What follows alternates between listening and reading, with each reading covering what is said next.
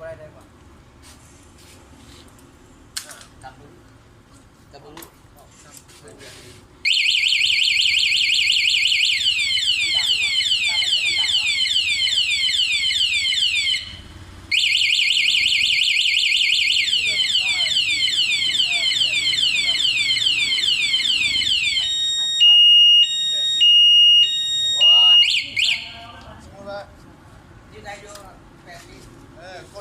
กรณีว่าเขาลืมล็อกเนาะเขาลืมล็อกปุ๊บแล้วสมมติเนี่ยก็เกิด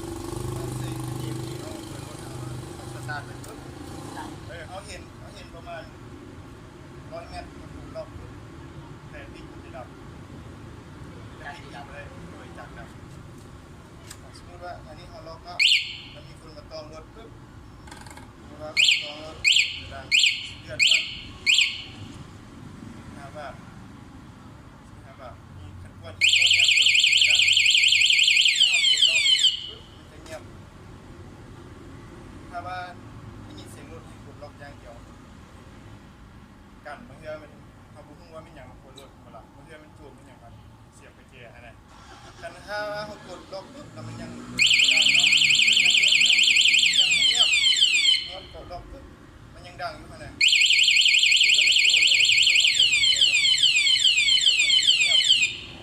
แป๊บนึงปุ๊บมันจะดังอีกมันต่างจากกดรถธรรมดากดรถธรรมดาปุ๊บมันว่ากดหลายครั้งแล้วปุ๊บจะเงียบเลยจะกดดังอีกตัวนี้กดล็อกตัวนี้สตาร์ท2 บาท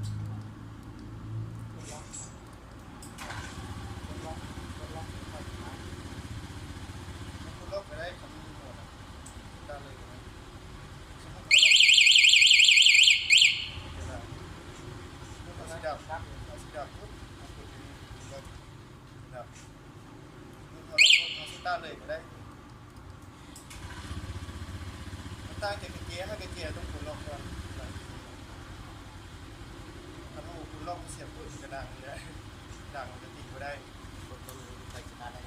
แล้วก็ตัวนี้มันจะมีฟังก์ชันอีก1ล็อกเงียบนะล็อกเสียงนะ2 บาท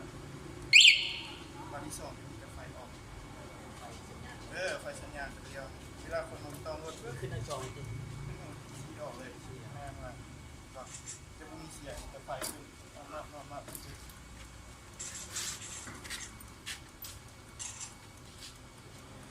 เดี๋ยวมันจะดังตอนไหน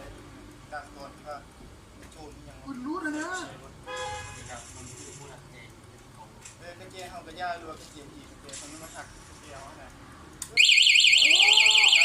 แม่นาคุณรู้สักเลยนี่เลยแล้ว จะตัดไฟ นั่งข้ามาเข้ามา จะดังนี่แหละประมาณ20 วิถ้าเขาเปิดไว้มันจะดังตอนนึงกระดังถ้าปลดล็อกมันจะดังอีก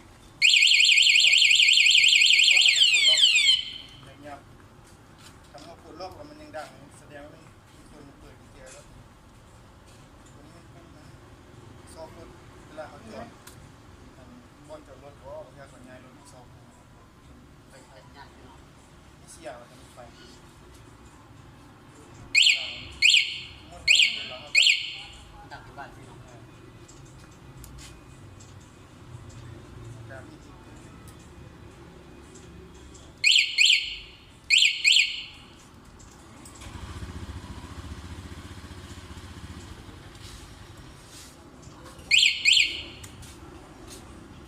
สั้นเตือนลองนี่ระดับกระเทียมจะมีเสียงเตือน3 ว่าเตือนให้เราลอง เดี๋ยวเขาจะไปเจอ นี่มันจะเตือนให้เขาล็อกรถเวลาเขาขี่รถไปแล้วเนี่ยพอเตือน เดี๋ยว แล้ แล้ว วก็เวลาจะเอาไปลบต้องเสีย เตือนให้เขาล็อกไม่มีเสียงมันถูกล็อกมันจะล็อกเองเลยมันต้องล็อกตลอดแต่ตัวนี้สามารถปรับระดับได้5 ระดับการสั่นสะเทือนมันแบบสั่นสะเทือนแบบสั่นใดมันจะดังนะสามารถปรับได้แบบเขาเป็นแห้งบอกเลยว่าแบบเขาจะมาต้องกระดาษนะกระดาษแล้วดัง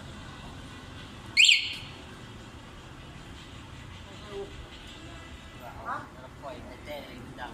ร้านก่อน